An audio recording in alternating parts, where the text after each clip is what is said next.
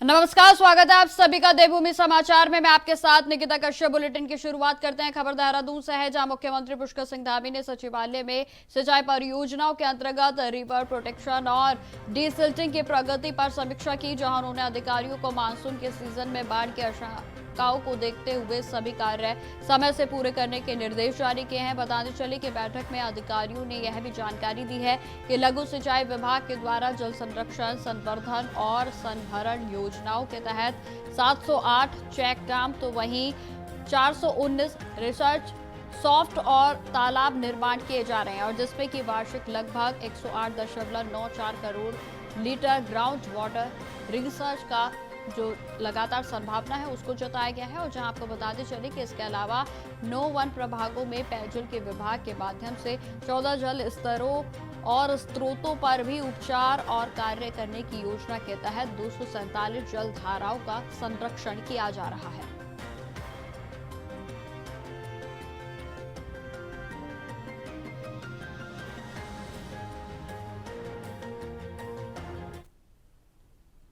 खबरों में आगे बढ़ते हैं। अब खबर टिहरी से है, जहां टिहरी में आयोजित एग्रो फेस्टिवल एवं नेशनल एएसआई चैंपियनशिप 2026 का भव्य समापन मुख्यमंत्री पुष्कर सिंह धामी की गरिमामयी उपस्थिति में संपन्न हुआ है। और जहां मुख्यमंत्री ने इस अवसर पर खिलाड़ियों और आयोजकों को शुभकामनाएं देते हुए कहा कि उत्तराखंड को साहसिक खेलों का राष्ट्रीय और अंतर्राष्ट्रीय केंद्र बनाने की दिशा में राज्य सरकार लगातार कार्य कर रही है। और इस आयोजन ने प्रदेश की खेल क्षमता के साथ साथ एडवेंचर टूरिज्म को भी नई पहचान दिलाई है। जहां मुख्यमंत्री पुष्कर सिंह धामी ने कहा कि खेल, पर्यटन और रोजगार को एक साथ जोड़ने वाला यह आयोजन युवाओं के लिए नए अवसर लेकर आया है, जहां साहसिक पर्यटन को बढ़ावा देकर स्थानीय युवाओं को आत्मनिर्भर बनाने की दिशा में सरकार की दूरदर्शी सोच अब धरातल पर दिख रही है। और नेशनल लेवल चैंपियनशिप में भी सफल आयोजन से टिहरी अब केवल बांध के लिए नहीं बल्कि एडवेंचर और स्पोर्ट्स हब के रूप में भी अपनी अलग पहचान बना रहा है।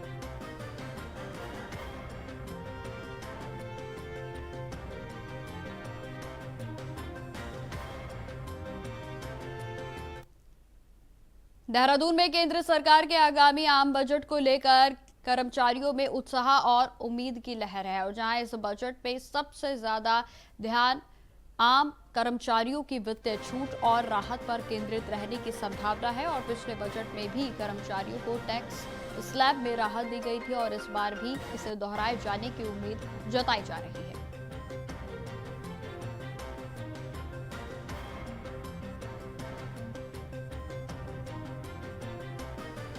हम तो एक बहुत आपदा पीड़ित कहेंगे या फिर कर्मचारी तो ऐसा हो गया कि जैसे इस समय एनपीएस जैसे पीड़ित एक हमें बनाया गया। लगातार हम लोगों ने संघर्ष किया और अब जाके सरकार ने एक एनपीएस में एक संशोधन करके यूपीएस जैसा एक दोबारा एक उससे भी बड़ा गंदा खराब कानून हम पे थोप दिया। यूपीएस एनपीएस यूपीएस के खेल में ओपीएस से सरकार हमको वंचित करती जा रही है और अपने आप अपने वेतन भत्ते लगातार बढ़ा रहे हैं। तो ये एक कहीं ना कहीं चिंता का विषय है कि जो कर्मचारी 24 घंटे विकास कार्यों में हो, चाहे आपने कोरोना में देखा हो कि मान्य मंत्रीगण, विधायकगण घरों में कैमरे में, टीवी में देख रहे थे कि कितने आंकड़े हुए और कर्मचारी सड़कों पे, चाहे स्वच्छक हो, स्वास्थ्य कर्मचारी हो, पुलिस हो, प्रशासन हो, सचिवालय हो, शिक्षक हो, हर लगातार अपने सेवाओं को दे रहा था। और उन्हीं कर्मचारियों को जिनका की अधिकार है, संवैधानिक अधिकार, पुरानी पेंशन है, उस पेंशन से वंचित कर उसको एनपीएस यूपीएस जैसा एक काला कानून, जिसमें रिटायरमेंट में मुश्किल से 800, 900, 1200 हम लोगों को पेंशन के रूप मिलेगा। और जो हमारा जमा पैसा है वो भी शेयर मार्केट में सरकार द्वारा लगाया गया। देखिए, बजट में जब भी बजट का हर साल बजट के लिए जब बजट सत्र आने को तैयार होता है तो कर्मचारी में नई उम्मीद जगती है, तमाम आम लोगों में उम्मीद जगती है, महिलाओं में उम्मीद जगती है। और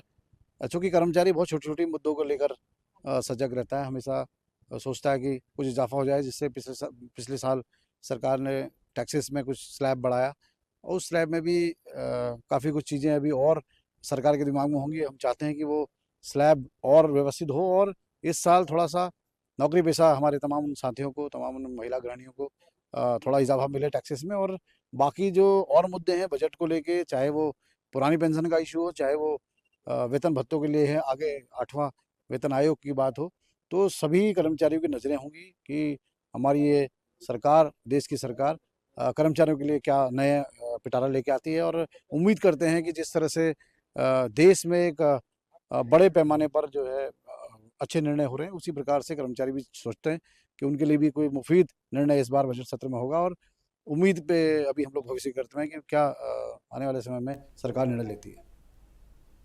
खबरों में आगे बढ़ते हैं। यूजीसी के नए नियमों पर सुप्रीम कोर्ट के द्वारा रोक लगाए जाने के बाद धर्मनगरी हरिद्वार में ब्राह्मण समाज ने मां गंगा की पूजा अर्चना कर दुग्धाभिषेक किया। तो वहां आपको बताते चले कि इस दौरान ब्राह्मण समाज के लोगों ने मां गंगा से प्रार्थना की है कि जिस प्रकार सुप्रीम कोर्ट ने यूजीसी के नियमों को रोक लगाई है, उसी तरह से भारत सरकार प्रधानमंत्री नरेंद्र मोदी और यूजीसी के लिए गठित 51 सदस्यीय समिति को सद्बुद्धि मिले और इस कानून को पूर्णतः समाप्त किया जाए। जानकारी देते चले कि समाज के लोगों ने सरकार से सुप्रीम कोर्ट के आदेश का पालन करने की मांग की है और इस मौके पर निरंजनी अखाड़े के महामंडलेश्वर वेदमूर्ति गिरी ने कहा कि यूजीसी नियमों को लेकर स्वर्ण समाज के नेताओं ने चुप्पी साध रखी थी, लेकिन सुप्रीम कोर्ट ने संज्ञान लेते हुए इस काले कानून पर रोक लगा दी थी। और जहां आपको बता दें कि श्री अखंड परशुराम अखाड़े के अध्यक्ष पंडित अधीर कौशिक और आचार्य पवन कृष्ण शास्त्री ने कहा है कि यह कानून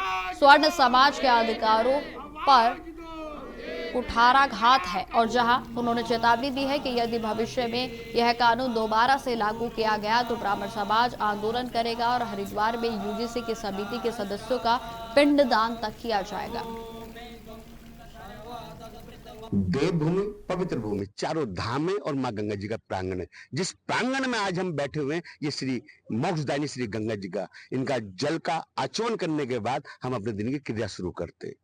स्वागत योग्य है, सुप्रीम कोर्ट जी का अभिनंदन करते हैं और उनके ऊपर जो मां गंगा जी से प्रार्थना की है, आशीर्वाद बना रहे। रुद्राभिषेक, फूल अर्पित, पूजा की है, आरती की है। मां गंगा जी आशीर्वाद बना के रखे। और एक और जो समर समाज के नेता हैं, जो आज उनके मुंह में दही नहीं फेविकोल लग गया, वो जाम हो गया, उनके मुंह से इस काले कानून के विरोध में एक शब्द नहीं निकला। क्या सवर्ण समाज में नहीं आते? वो सवर्ण समाज में उनके बच्चे नहीं आते? अरे अब हमारे बच्चों के ऊपर तो आपने काला कानून थोप दिया। हम बहुत आक्रोश है हमारे मनों में और ये आक्रोश और जन आक्रोश बनेगा। ये 19 मार्च तक, जब तक हमारी सुनवाई है सुप्रीम कोर्ट में, ये आंदोलन और तेज होगा। भारत माता की जय, गंगे मैया की जय, सवर्ण एकता जिंदाबाद। विनाश काले विपरीत बुद्धि। जब विनाश का समय आता है तो बुद्धि भी काम करना बंद कर देती है। तो ऐसे ही जो राज सत्ता में बैठे हुए लोग हैं, उनकी बुद्धि भी विपरीत हो चुकी है और विनाश का उनका समय आ चुका है। एक तरफ से बात चल रही है हिंदू राष्ट्र की, कि हिंदू राष्ट्र हो, और हिंदुओं को ही आपस में लड़ाने का काम किया जा रहा है। मैं तो कहता हूं कि यहाँ पे तो ऐसा होना चाहिए था कि सभी जाति पाति समाप्त हो और सब हिंदू हों। जो भी सरकारी फॉर्म है उसमें केवल हिंदू लिखा जाए, परंतु यहाँ पर तो सरकार स्वयं ही जो है जाति भेद जो है उत्पन्न कर रही है और इसमें जो है यूजीसी कानून में आपस में लड़ाने का, झगड़ाने का जो काम है, जो भी है, सब आप लोग जानते हैं, पूरा भारत जानता है। तो यहाँ पर मां गंगा जी का पूजन श्री अखंड परशुराम अखाड़े के तत्वाधान में किया जा रहा है और यहाँ पर आप देखिए सभी सवर्ण समाज के लोग यहाँ पर उपस्थित हैं और हमारे पूज्य गुरुदेव महामंडलेश्वर जी भी यहाँ पर उपस्थित है, जिनके चौड़ों में बैठ करके मां गंगा जी से प्रार्थना की जा रही है कि जितने भी नेता हैं जो कि चुप्पी साधे बैठे हुए हैं। खबरों में आगे बढ़ते हैं। उत्तराखंड में प्री एसआईआर के अभियान के तहत मतदाताओं की मैपिंग का पहला चरण लगभग समाप्त हो चुका है, जहां आपको बता दें कि प्रदेश भर में अब तक 75% तक मतदाता मैपिंग का कार्य संपन्न किया जा चुका है और इसके बाद 1 फरवरी से प्री एसआईआर के अभियान के दूसरे चरण की शुरुआत की जाएगी, जो कि 15 फरवरी तक चलेगा। जानकारी देते चले कि इस चरण में वर्ष 2003 की मतदाता सूची से वर्तमान मतदाता सूची की मैपिंग की जाएगी और जिसमें कि विशेष रूप से युवा और महिला मतदाताओं की मैपिंग पर पूरे तरीके से फोकस रहेगा। और जहां अपर मुख्य निर्वाचन अधिकारी विजय कुमार जोगदंडे ने इस पर जानकारी देते हुए बताया है कि प्रदेश के सभी 13 जिलों में प्री एसआईआर के तहत मैपिंग कार्य जारी है। ऑनलाइन मैपिंग है, बीएलओ ऐप के माध्यम से मैपिंग है, तो एक व्यक्ति का मैपिंग एक ही बार हो सकता है, 2 बार का मैपिंग करने का संभावना नहीं है। नो नहीं डाल सकेंगे। हमारा मैपिंग का प्रक्रिया में एक व्यक्ति का मैपिंग एक ही बार हो सकता है। नहीं, वो जब तक आप ऑनलाइन मोड से मैपिंग करोगे तो ये संभावना कम हो जाती है, ऑफलाइन मोड में संभावना बनी रहती है। इस बार का मैपिंग ऑनलाइन मोड से हो रहा है तो ये संभावना कम हो जाती है। खबरें लगातार जारी रहेंगी, फिलहाल रुकते छोटे से ब्रेक के लिए। तो ब्रेक के बाद एक बार फिर से स्वागत है आप सभी का। बढ़ते हैं खबरों की ओर। खबर धर्म नगरी हरिद्वार से है, जहां सार्वजनिक दीवारों पर, इमारतों पर लिखे जा रहे अवैध इश्तेहार जिला प्रशासन की स्वच्छता और सौंदर्यीकरण के अभियान को पलीता लगा रहे हैं। आपको बता दें कि शहर के हाईवे, मुख्य मार्गों और चौक चौराहों पर कमर्शियल प्रचार और गुप्त रोगों से जुड़े विज्ञापन दीवारों पर खुलेआम लिखे हुए नजर आ रहे हैं, और जहां बिना किसी अनुमति के लोग सार्वजनिक संपत्ति को बदरंग कर रहे हैं, और जिससे कि शहर की सुंदरता पर सीधा असर पड़ रहा है। तो वहीं इस मामले को लेकर हरिद्वार के जिला अधिकारी ने भी इस पर नाराजगी को व्यक्त किया है, जहां डीएम का साफ तौर पर कहना है कि ऐसे अवैध विज्ञापन लिखने और लिखवाने वालों को चयनित किया जाएगा और जहां उनके खिलाफ कार्रवाई भी की जाएगी। तो वहीं आपको बताते चले कि जिला प्रशासन ने साफ किया है कि स्वच्छ और सुंदर हरिद्वार की मुहिम में किसी भी तरह की लापरवाही या अवैध गतिविधियों को बर्दाश्त नहीं किया जाएगा।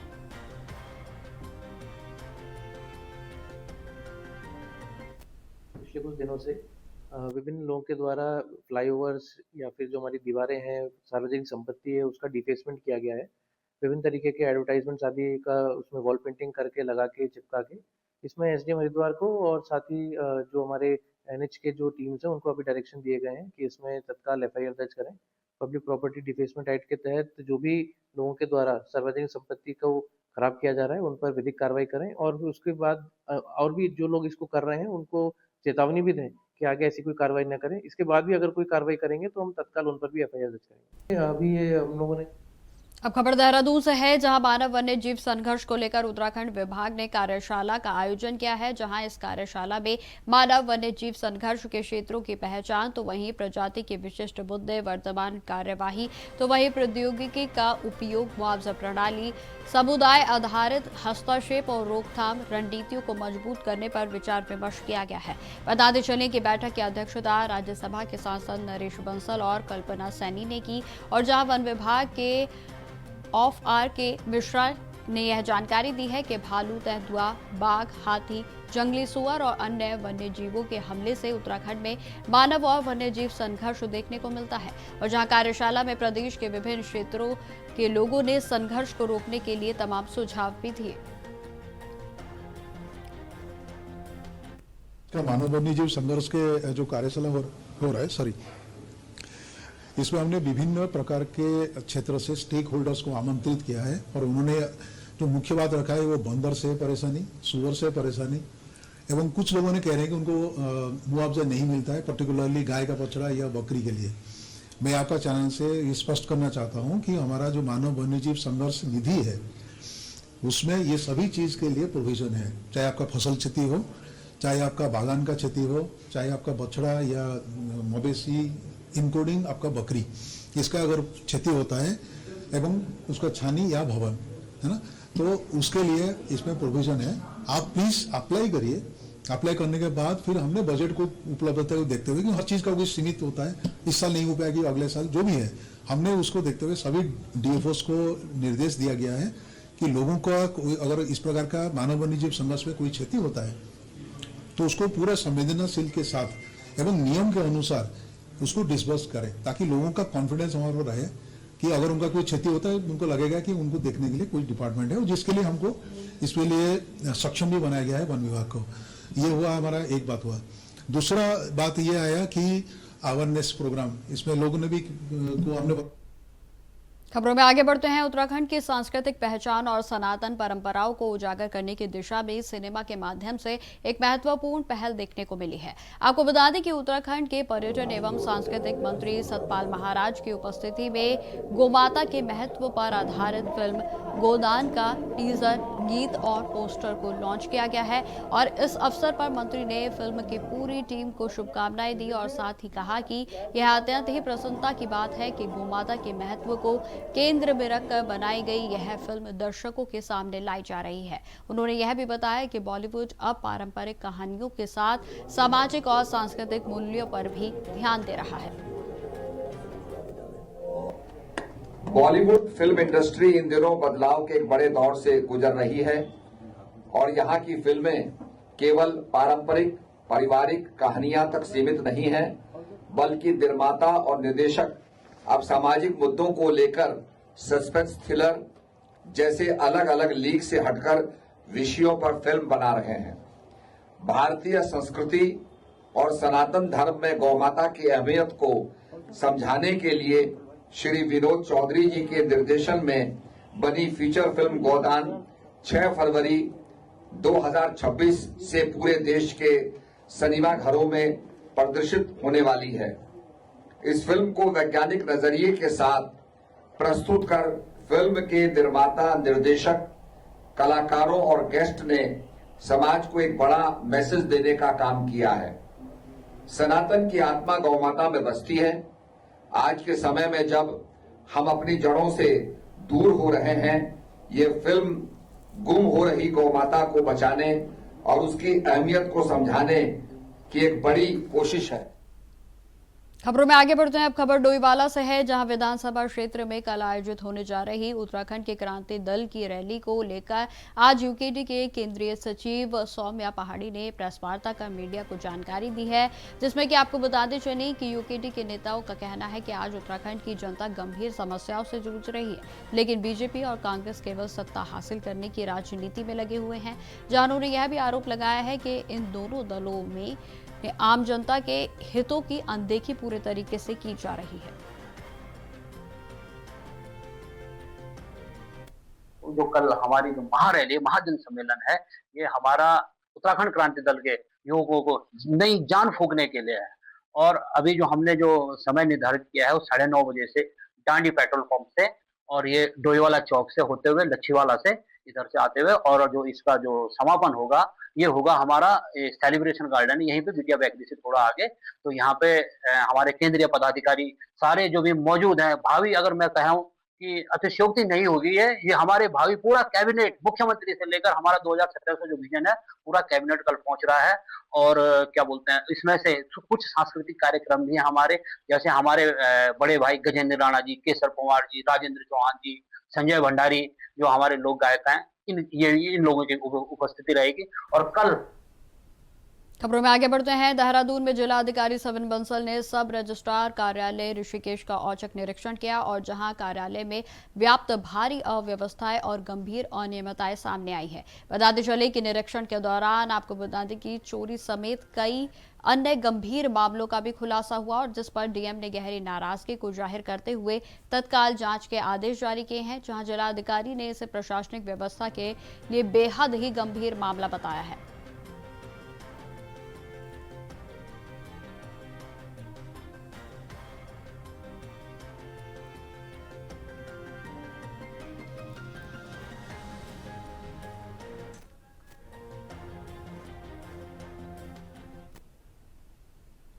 अब खबर हरिद्वार से है, जहां जनपद को स्वच्छ और सुंदर बनाने के प्रयासों के तहत जिलाधिकारी ने कावड़ पटरी मार्ग और सिंह द्वार से पुल जटवाड़ा तक का चल रहे सफाई और सौंदर्यीकरण के कार्यों का स्थलीय निरीक्षण किया। जहां आपको बताते चले कि निरीक्षण के दौरान जिलाधिकारी ने मार्ग के आसपास बेहतर साफ सफाई सुनिश्चित करने, क्षतिग्रस्त बाउंड्री वॉल और सड़क की मरम्मत करने के साथ साथ उगी झाड़ियों को तुरंत हटाने के निर्देश दिए हैं। उन्होंने यह भी जानकारी दी है कि कावड़ पटरी मार्ग श्रद्धालुओं के लिए एक महत्वपूर्ण वैकल्पिक मार्ग है, और जिसे सुगम और आकर्षक बनाना बेहद ही आवश्यक है।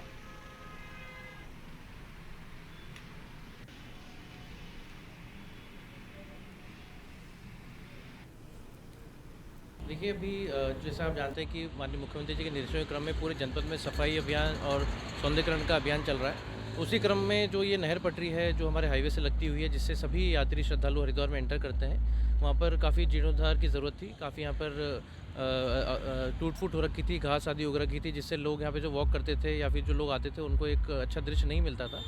इसमें हमने CSR के माध्यम से इसको ठीक कराया गया है। इसको अभी लगातार इसका सौंदर्यीकरण हमारा चल रहा है। अभी प्रथम फेज़ में यहाँ पर झाड़ी कटान आदि किया है, अब पौधारोपण आदि चल रहा है, और नहर पट्टी में कई जगह डैमेज भी है, इसको भी ठीक कराया जाएगा, जिससे कि यहाँ पे आने वाले लोगों को अच्छा अनुभव हो और जो लोकल हमारे हरिद्वार निवासी उनके लिए भी एक अच्छा एसेट बन सके। तो चलिए अब आपको सीधा लिए चलते हैं उत्तर प्रदेश के लखनऊ की ओर, जहां महात्मा गांधी की पुण्यतिथि के अवसर पर कार्यक्रम आयोजित है, और जहां मुख्यमंत्री योगी आदित्यनाथ इस कार्यक्रम में शिरकत करने के लिए पहुंचे हैं। तो आपको बता दें कि महात्मा गांधी की आज पुण्यतिथि है, और जिस पर लखनऊ में ये श्रद्धांजलि सभा का आयोजन किया गया है और जिसमें मुख्यमंत्री योगी आदित्यनाथ की ओर से शिरकत की जा रही है। तो सीधी तस्वीरें हम आपको लखनऊ से दिखा रहे हैं, जहां आपको बताते चलें कि महात्मा गांधी की पुण्यतिथि को लेकर तमाम तमाम जो आयोजन है वो आज देश भर में आयोजित किए जा रहे हैं और जहां लखनऊ में भी विशेष कार्यक्रम में शिरकत करने के लिए मुख्यमंत्री योगी आदित्यनाथ की ओर से वे लखनऊ पहुंचे हैं और जहां इस कार्यक्रम में उनकी ओर से शिरकत की जा रही है। तो वहीं आपको बताते चले कि श्रद्धांजलि सभा में उनकी ओर से भाषण भी दिया जाएगा, जहां अपने विचारों को वो जनता से साझा करेंगे। तो सीधी तस्वीरें हम आपको लखनऊ की दिखा रहे हैं, जहां तमाम अधिकारियों के बीच मुख्यमंत्री योगी आदित्यनाथ कार्यक्रम में शिरकत कर रहे हैं। जहां आपको बताते चलें कि संध्या भजन का भी आज आयोजन किया गया है और जिसमें कि आपको यह भी जानकारी देते चलें कि श्रद्धांजलि सभा में मुख्यमंत्री योगी आदित्यनाथ की ओर से महात्मा गांधी को उनके पुण्यतिथि पर याद किया जा रहा है। तो सीधी तस्वीरें हम आपको दिखा रहे हैं लखनऊ से, जहां मुख्यमंत्री योगी आदित्यनाथ महात्मा गांधी की पुण्यतिथि पर आयोजित श्रद्धांजलि सभा में पहुंच रहे हैं और जहां उनकी ओर से इस श्रद्धांजलि सभा में शिरकत की गई है। तमाम लोगों से बातचीत करते हुए वे आगे की ओर बढ़ रहे हैं, जहां आपको बता दें कि महात्मा गांधी की पुण्यतिथि के चलते इस कार्यक्रम का आयोजन किया गया है और जिसमें कि आपको बता दें कि तमाम अधिकारीगण जो है वो इस समय मौजूद हैं और विशेष बोटों का भी इंतजाम किया गया है, जहां आपको बता दें कि तमाम कार्यक्रम जो है वो रहने वाले हैं। उन्हें श्रद्धांजलि अर्पित की जा रही है महात्मा गांधी को और जहां अब से कुछ ही देरी के बाद इस कार्यक्रम का आगाज हो जाएगा, जहां आपको बताते चले कि मुख्यमंत्री योगी आदित्यनाथ की ओर से इस कार्यक्रम में शिरकत की जा रही है।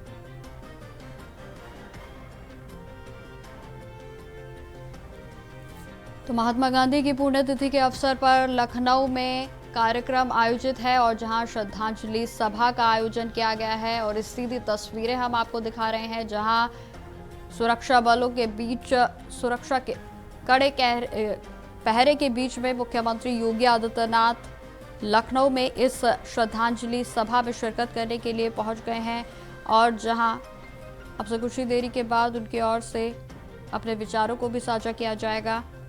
तो आपको बता दें कि आज महात्मा गांधी की पुण्यतिथि है और जिसको लेकर देश भर में अलग अलग जगहों पर तमाम कार्यक्रम आयोजित किए गए। खासतौर पर श्रद्धांजलि सभाओं का आयोजन किया गया और जहां लखनऊ में भी श्रद्धांजलि सभा का आयोजन किया गया है और जिसमें मुख्यमंत्री योगी आदित्यनाथ की ओर से शिरकत की जा रही है।